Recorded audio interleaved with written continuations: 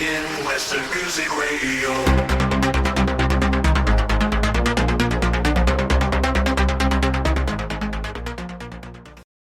大家好，欢迎收听硬要听西洋音乐 Radio， 我是九迪。今天我们要来聊聊 Labit 他是一个来自洛杉矶的创作歌手。他最近发行的首张专辑 I Bet It's Still All a Dream， 这张专辑收录了多首风格不同的歌曲，有抒情的，也有轻快的，有描写爱情的甜蜜，也有失恋的苦涩。在这一集的 Podcast 节目中，Labit将和我们分享专辑背后的故事，他的创作历程，以及影响他最深的音乐人。现在就让我们一起来听听这一次的专访内容吧。Hello, Labit. Hi, Jody. It's nice to meet you, and thank you for having me on. And thank you for taking the time to chat with me today. Congratulations on the new album release. Thank you so much. Thank you. Okay. First question. The album title, I Bet It's Still All a Dream. It really caught my attention. What's the story behind it? How does it connect to the things in your album? Yeah, so I Bet It's Still All a Dream is the deluxe version of my album, I Bet It's All a Dream. So basically with the deluxe version, I had a couple more songs that I felt fit the same concept of my album that I wanted to extend on. So that's the reason behind it being called I Bet It's Still All a Dream. In terms of like what I wrote the album about, it honestly came together so organically to a point to where I was songwriting a lot for other artists at the time. And I always had this almost like a little voice in the back of my head that kept on saying, you need to release your original music and just like really be confident in that. And so I think it was really just me reviewing a bunch of songs that I had just saved in the back of my laptop that I just couldn't get away from, and felt like the whole storyline throughout it, or the common thread between all of it, was I really found myself just figuring out how to deal with relationships, whether it's like heartbreak or new love, long distance. And in one of my songs on the album called Soju, I Bet It's All a Dream, is a lyric in the chorus. And I felt like it just encompasses the general feeling that I was feeling over the past 2 years of writing those songs. And I think it's like I feel like I'm a very optimistic person, but there's always, voices in the back of your head, telling you pessimistic thoughts about situations. And I just kind of observed myself kind of thinking, I bet it's all a dream, on both the positive side and the negative side. So when things felt really good, I kept on thinking, this is too good to be true. And then also when it felt, when it was a little sadder, the inverse of basically just saying, is this even real? And just kind of questioning, the feelings that I was having. So yeah, that's pretty much what the album is about. Okay, so now you have your album. Do you still feel like, oh, it's not real? or you finally feel, oh, it's solid. Oh, I finally made some great work. It's definitely feeling a lot more real now, okay. Which is confusing. I feel like, it's definitely felt a lot more real now. That's good. Yeah. Okay. So do you think somebody far away gives a good taste of what Labit sounds like? Or should we expect more of this bite in the future? Or are you cooking on something very different? I think it showcases a really like the real authentic side of me. Like it's that song in itself is very feelsy and very melodic. And so yeah, a lot of the new stuff that I've been writing is kind of in that lane, but then I also have stuff that is a little bit more upbeat as well. So yeah, you could say there's a good part of new Labit songs that are coming up that sound like Someday Far Away. Oh, yeah. That's good news. Yeah. Okay. So which song from the album is your personal favorite? What makes it special for you? Yeah. I've been thinking about this, and I'm such an indecisive person, so I'm going to cheat and I'm going to give you two songs. Good. Good. Summer Died is one of my favorites on the album, just because when I wrote the song, it felt like such a light bulb moment for me in terms of like the way I explain the song is that song to me was coming, like finding closure indirectly. So not really from the person specifically, but just in moments and like through time.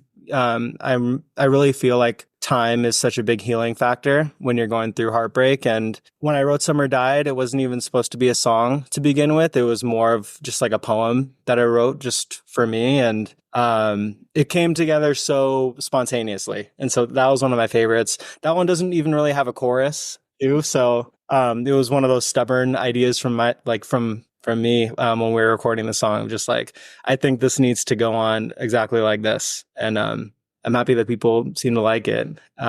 Second one is my song We Should Talk Less. And that one is very, it's a breakup song. And I had written it like fresh out of a long distance situationship. And it was the first time that I had experienced having to end things with somebody without there being like such an easy way out. Like without there being something that the other person did or that I did to make it an easy break. But I just feel like sometimes timing is such a big factor. And that breakup, I felt the hardest out of all the relationships that I've, experienced and been in. And when I remember writing the song, I just remember listening to it over and over and over and just feeling like I was healing myself by like hearing the words that I was telling the other person. It was like the last letter to her.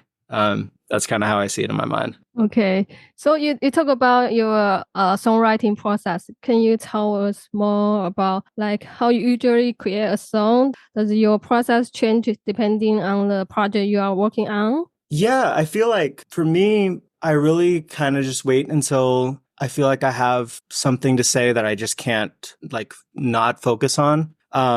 Especially now, like I'm trying not to it depends. I go through phases. Right now I'm in a phase to where I really want to be intentional with what I write. And so I really write when I'm just going through something and to figure stuff out. It's like my therapy. So, the songs usually start with me writing a line, and then I'm a massive guitar guy. So I usually figure it out just playing guitar. And that's kind of how the songs start. Okay, so what would you do if you hit writer's block?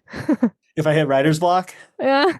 I stop playing music that day and I don't force it. And I feel like it's really hard to get out of this like work mindset, especially just with how fast things go. But I try to keep on telling myself, like, in order to have something substantial to write about, you have to live and experience things and get yourself out of your comfort zone. So whenever I hit writer's block, I try not to stress too hard. And I just kind of think maybe it's a sign that I need a new adventure.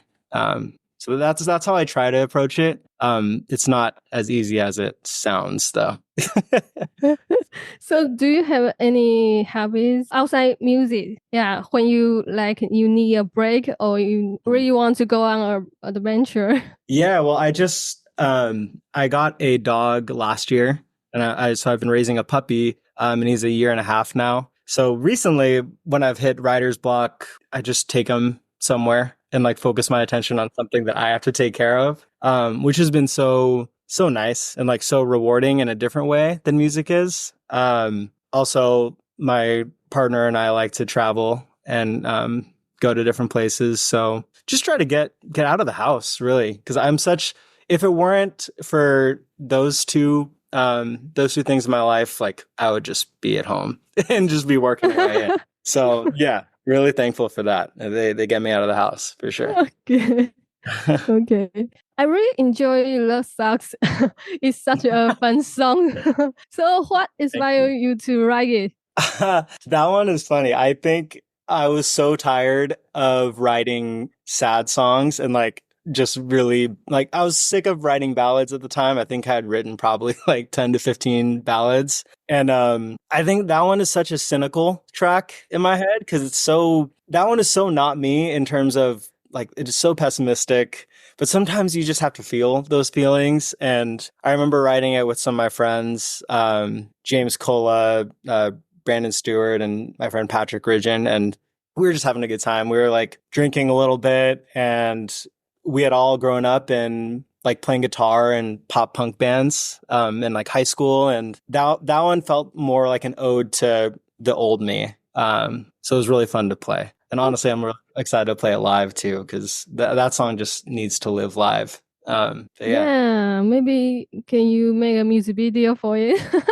Yeah, now I have to rethink that. Yeah. Yeah, because I'm curious about what made you decide on a song to be the first one that people hear from the album. How do you choose the lead single? I feel like the way to get around having to choose is just releasing every single song as a single. And I think for this album, what are there? There's 13 tracks on I Bet It's Still All a Dream, and I think we released 8 of them as singles. So if you can't tell already, I have a hard time deciding things. I'm very indecisive. But I think in even choosing those 8 songs, like Summer Died was a single, obviously Someday Far Away is a single. I feel like what I've learned is just go with your gut.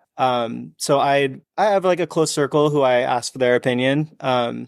But I try not to lose myself in what other people think, even if it's people that I trust like very dearly. I'm like, I know that I'll feel good at the end of the day if I just trust my gut. And so that's kind of how I decide what singles are singles. Yeah, because sometimes you ask your friends opinions. When they give you answer, it will make you want to choose your own answer. Yeah. Yeah. It's like maybe you knew the answer all along, So, okay. Yeah. So you play so many instruments. How do you choose which one to use in each song?